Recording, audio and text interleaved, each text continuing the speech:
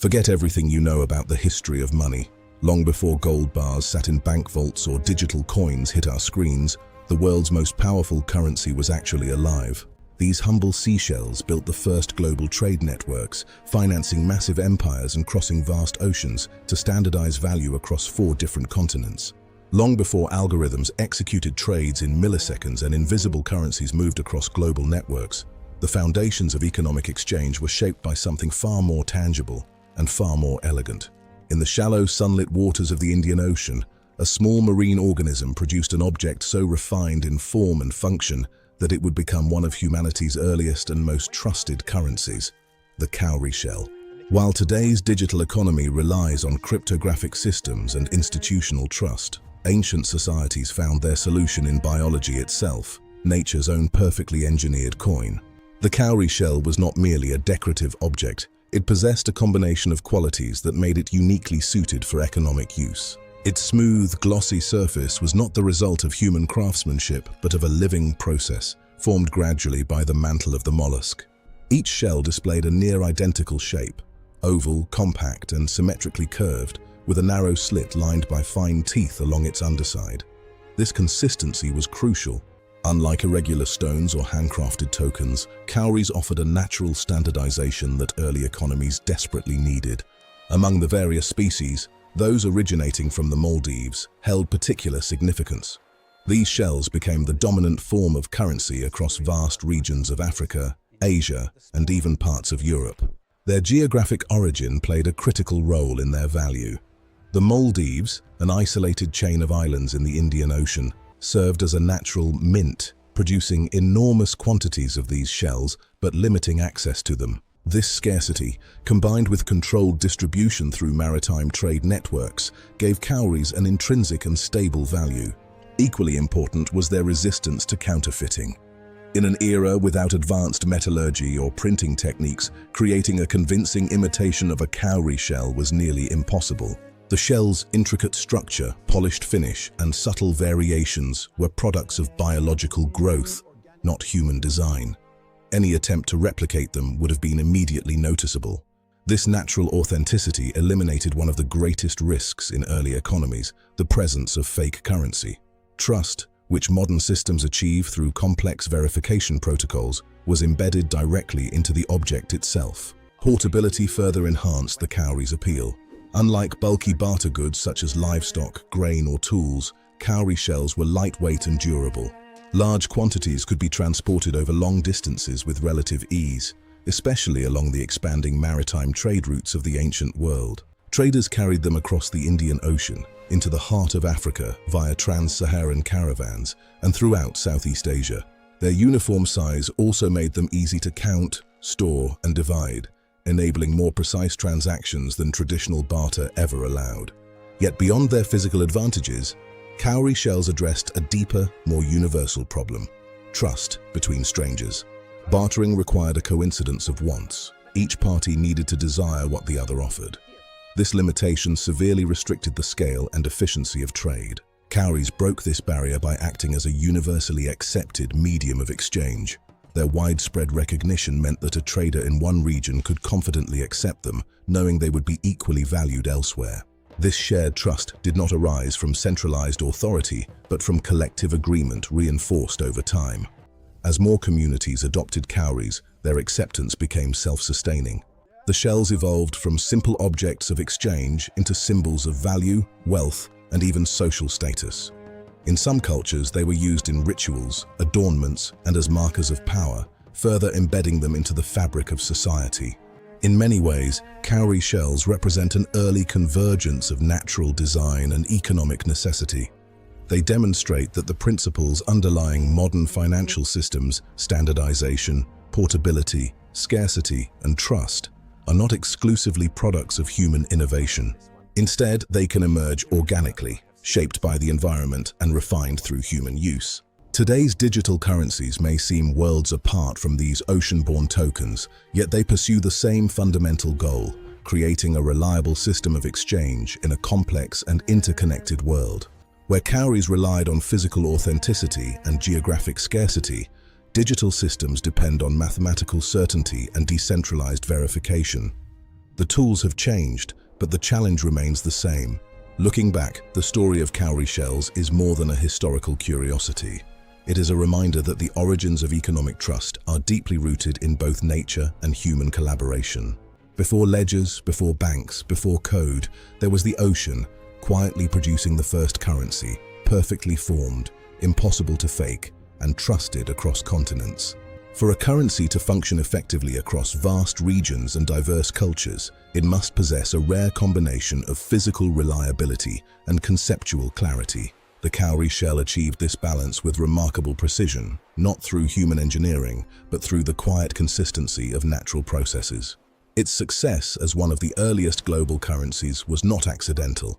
It was rooted in the mechanics of durability, uniformity, and adaptability, qualities that allowed it to transcend linguistic, cultural, and geographic boundaries.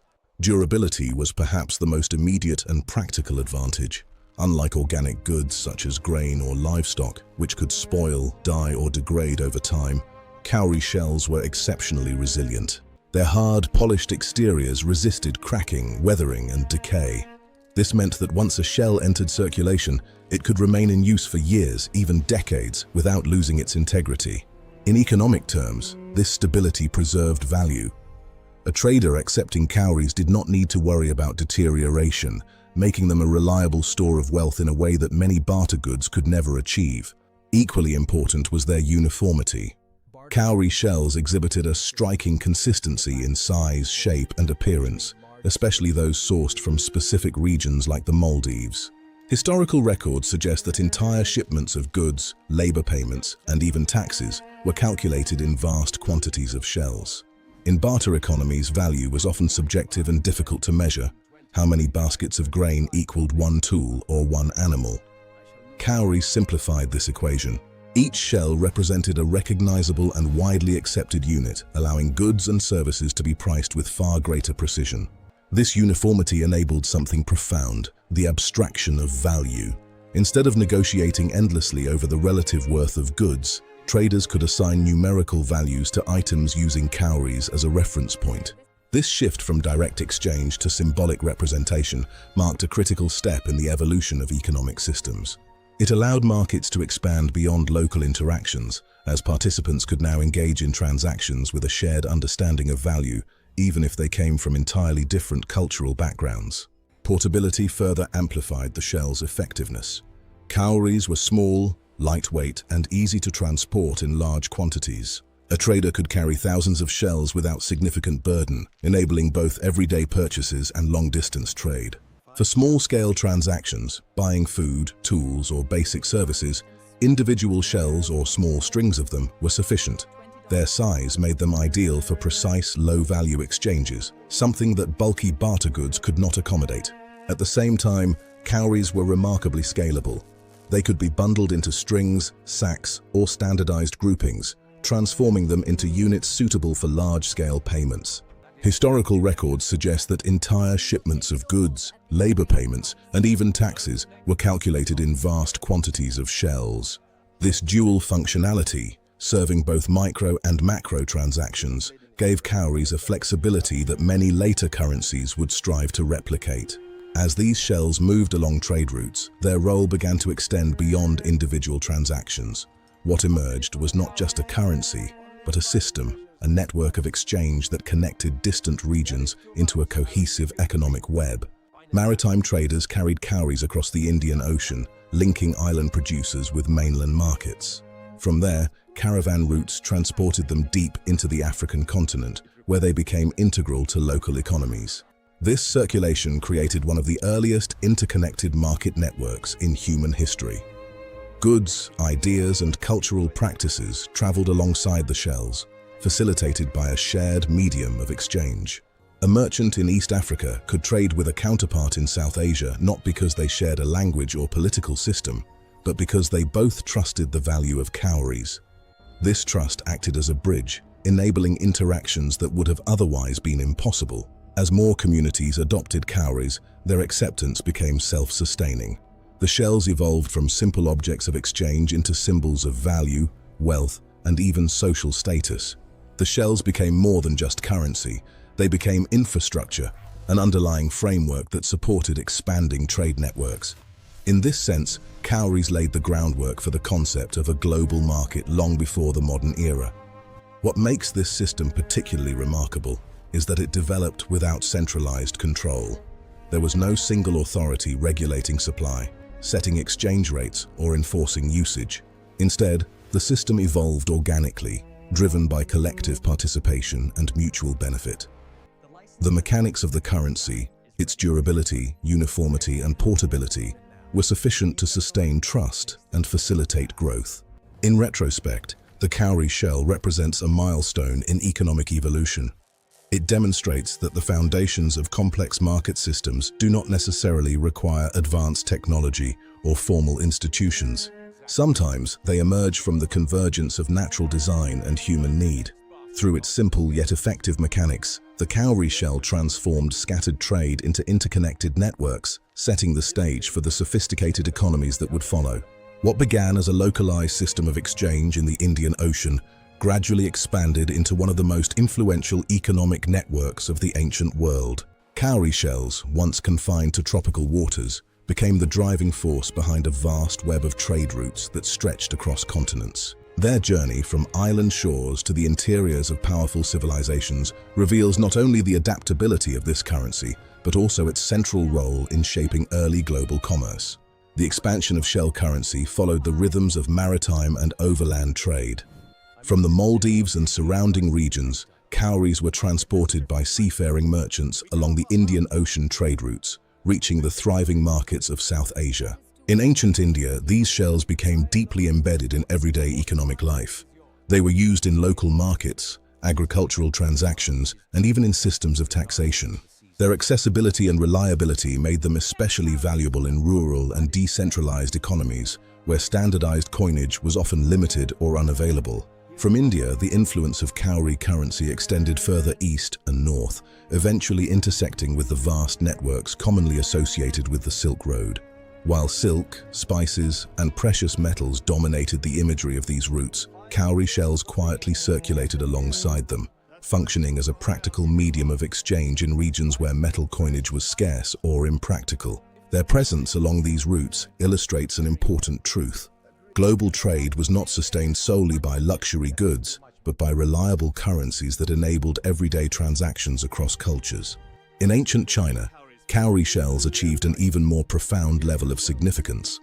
Long before the widespread use of metal coins and paper money, cowries were among the earliest forms of currency recognized by the state. Archaeological evidence shows that they were used during early dynastic periods as both a medium of exchange and a unit of account. Over time, their importance became so deeply ingrained in Chinese culture that their shape influenced the design of early bronze coins and even appeared in written characters related to wealth and commerce. As these trade networks expanded, cowrie shells began to play a role far beyond simple transactions. They became instruments of large-scale economic organization, enabling the mobilization of labor and resources necessary for monumental projects. In both India and China, systems of taxation and tribute often incorporated shell currency, allowing rulers to collect wealth in a standardized and transportable form. This accumulation of value could then be redistributed to fund infrastructure, military campaigns, and state-building efforts. The construction of roads, irrigation systems, and early urban centers depended on the ability to coordinate large numbers of workers and suppliers. Cowries facilitated this coordination by providing a common measure of value that could be used to compensate labor and procure materials. In this sense, they functioned as an early financial engine, powering the development of complex societies long before the advent of minted coins or paper currency. The rise of early dynasties was not only a political or military phenomenon, but also an economic one, supported by systems of exchange that cowries helped make possible. At their peak, these interconnected networks represented a remarkable level of economic integration. Regions separated by thousands of kilometers could participate in shared systems of trade, linked together by a currency that required no translation. Cowrie shells became a silent language of commerce, understood across borders and cultures. They enabled not only the movement of goods, but also the exchange of ideas, technologies, and cultural practices. However, This same system that once fostered cooperation and growth would later be reshaped by darker forces. As new powers emerged and global dynamics shifted, cowrie shells were drawn into the machinery of colonial expansion.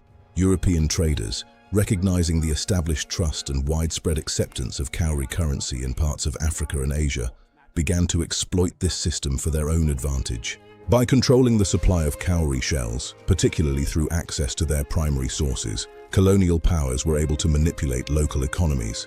Massive quantities of shells were imported into regions where they already held value, disrupting existing economic balances.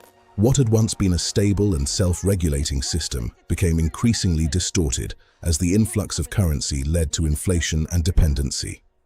In some cases, cowries were used directly in the facilitation of exploitative trade systems, including the exchange of goods and human lives. The currency that had once enabled cooperation between distant communities was repurposed as a tool of control, reinforcing unequal power structures and accelerating the reach of colonial influence. This transformation marks a critical turning point in the history of cowrie shells. From a symbol of natural harmony and shared trust, they became entangled in systems of extraction and domination. The very qualities that made them effective, portability, standardization, and universal acceptance, also made them vulnerable to manipulation on a global scale. Yet even within this darker chapter, the legacy of cowrie shells remains significant. They demonstrate how a simple object, shaped by nature, could underpin vast economic systems and connect distant worlds. Their story is not only one of innovation and expansion, but also a reminder of how economic tools can be reshaped by shifting power dynamics. In tracing the journey of cowrie shells from ocean origins to global trade networks, and finally into the complexities of colonial history, we see the full arc of an early currency system, one that helped build the foundations of the interconnected world we know today. As global trade networks expanded and intensified, cowrie shells transitioned from a decentralized medium of exchange into a powerful instrument within emerging imperial systems. What had once been a naturally regulated currency, limited by geography and ecological production, was gradually absorbed into the strategies of European expansion.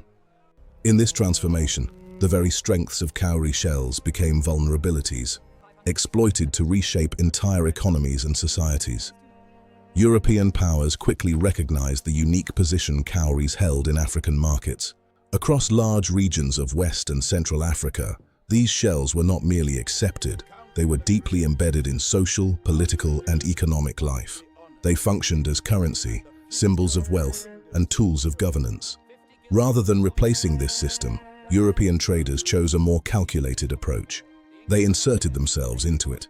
By gaining control over key supply routes, particularly through access to Indian Ocean sources, they were able to influence the flow of cowries into African markets. This control proved to be a decisive advantage. European merchants began importing massive quantities of shells into regions where they already held established value. At first, this influx appeared to facilitate trade, increasing liquidity and enabling larger volumes of exchange. However, the scale of importation soon exceeded the natural balance that had sustained the system for centuries. What had once been a scarce and stable currency became increasingly abundant.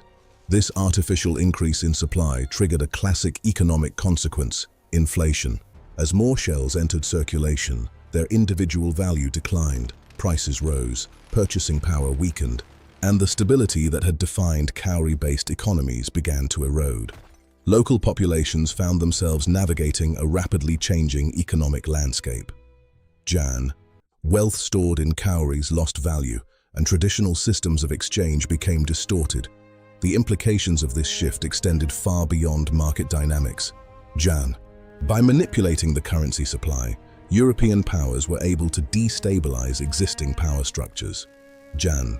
Leaders and communities that had accumulated wealth in cowries saw their influence diminish, while those who aligned with European trade networks gained access to new flows. Jan. Of currency and goods. Economic disruption translated into political realignment, creating conditions that favored external control. Jan.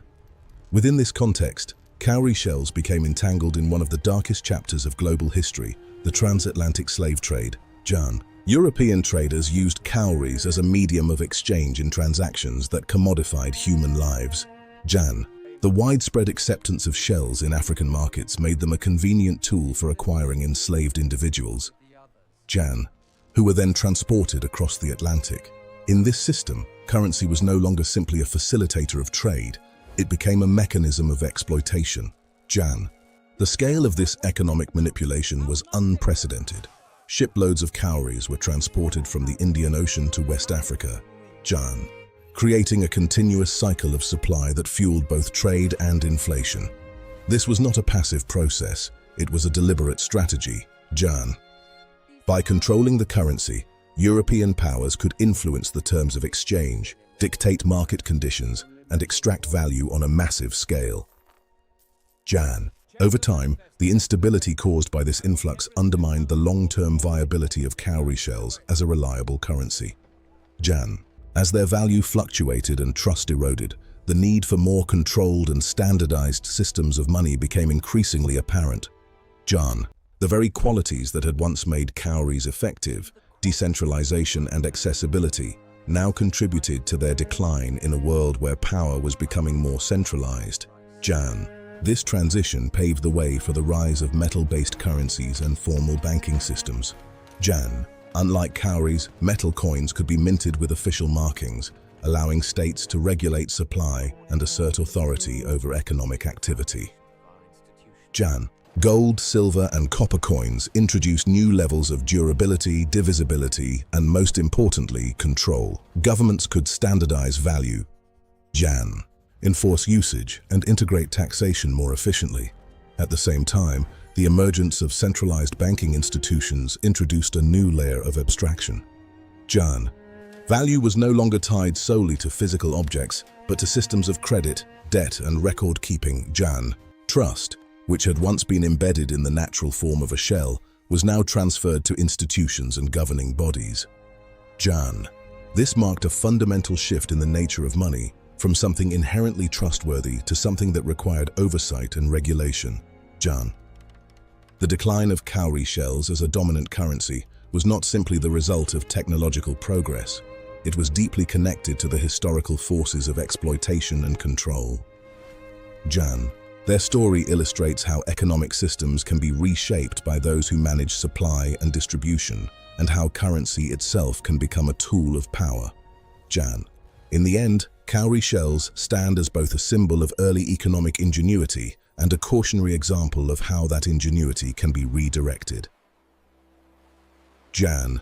From facilitating trust across vast networks to enabling systems of domination, their journey reflects the dual nature of money itself, capable of connecting worlds, but also of dividing them. Jan.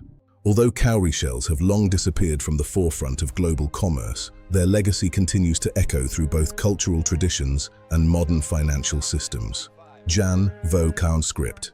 What began as a simple biological artifact has endured as a powerful symbol of wealth, prosperity, and trust, values that remain central to economic life even in 2026. Jan Vo script. Across many regions of Africa, Asia, and the Pacific, cowrie shells still hold deep cultural significance. They are often used in ceremonies, jewelry, and spiritual practices. Jan Vo script, representing abundance, fertility, and protection. In parts of West Africa, cowries are incorporated into traditional attire and rituals, symbolizing status and connection to ancestral wealth. Jan Vo script. Similarly, in South and Southeast Asia, they appear in games, decorations, and religious offerings. These uses are not merely decorative, Jan. They reflect a long-standing association between the shell and value itself. Even after losing their role as currency, cowries retained their symbolic power. Jan Vo script. An enduring reminder that money is not only an economic tool, but also a cultural construct. This symbolic continuity becomes even more intriguing when compared to modern financial innovations. Jan Vo script. The decentralized nature of cowrie shells bears a striking resemblance to contemporary systems like blockchain and cryptocurrencies such as Bitcoin, or Jan Vo script. In both cases, value is not enforced by a single central authority, but emerges from collective agreement and controlled supply. Jan, Ivo script. Cowrie shells were never issued by a government or regulated by a central bank. Their supply was determined by natural processes and geographic constraints. Jan, Vo, Sasin script. Particularly their concentration in specific regions like the Maldives. This inherent scarcity gave them value, while their widespread acceptance ensured liquidity. Jan, Veo, script. In a similar way, Bitcoin operates on a fixed supply model, where scarcity is mathematically enforced rather than environmentally determined. Both systems rely on trust, not in institutions, but in the integrity of the system itself. Jan, Vo, script. There is also a parallel in how these systems address the problem of authenticity. Cowrie shells were nearly impossible to counterfeit due to their organic formation. Jan, Vo, main script. Embedding trust directly into the object. Blockchain technology achieves a similar outcome through cryptographic verification, ensuring that transactions cannot be altered or duplicated. Jan, Vo, full script. While the mechanisms differ, biological versus digital, the underlying principle is the same. Trust is secured through design, not imposed through authority. Jan, Vo, script. Yet perhaps the most profound legacy of the cowrie shell lies not in its physical form or technical parallels, but in the psychological foundation it helped establish. Jan, Vo, and script. At its core, any currency depends on shared belief. People must agree that an object, whether a shell, a coin, a piece of paper, or a string of code, holds value. Jan, Vo, script. Cowries were among the earliest examples of this collective trust operating at scale. They demonstrated that money does not need intrinsic utility. It needs recognition, acceptance, and stability. Jan, Vo, script. This insight remains at the heart of the global economy in 2026. Modern financial systems, from fiat currencies to digital assets, are built on layers of trust. Jan, Vo, script. Trust in governments, in institutions, in algorithms, and in networks. The tools have evolved dramatically, but the human behavior underlying them has not. Jan, Vo, script. We still assign value based on scarcity, trust systems that ensure authenticity, and rely on shared belief to sustain exchange. In this sense, the cowrie shell was more than an early currency. Jan, Vo, script. It was a prototype for the idea of money itself. It bridged the gap between physical object and abstract value, between natural scarcity and social agreement. Jan, Vo, script. Long before financial theories and economic models formalized these concepts, a small mollusk quietly demonstrated them in practice. Jan, Vo, script. Looking back from the perspective of a hyper-connected digital world, the story of the cowrie shell offers a surprising conclusion. Jan, Vo, script. The foundations of modern finance were not built in banks or coded into software. They were shaped on the ocean floor, carried across trade routes, and reinforced through human interaction over centuries. Jan, Vo, script. The systems we rely on today, no matter how advanced, still reflect those same fundamental principles. In the end, the cowrie's legacy is not confined to history. Jan, Vo, script. It lives on in every transaction, every market, and every system of value we create. From ancient shores to digital ledgers, the essence of money remains unchanged. A shared belief, born from necessity and sustained by trust. Jan, Vo, script. If you found this story fascinating, let me know what you think in the comments below. Would you trust a currency created by nature over modern digital money? Jan, Vo, script. And if you enjoy deep dives into hidden histories, forgotten technologies, and the untold origins of our modern world, make sure to hit subscribe and turn on notifications so you don't miss the next episode. Jan,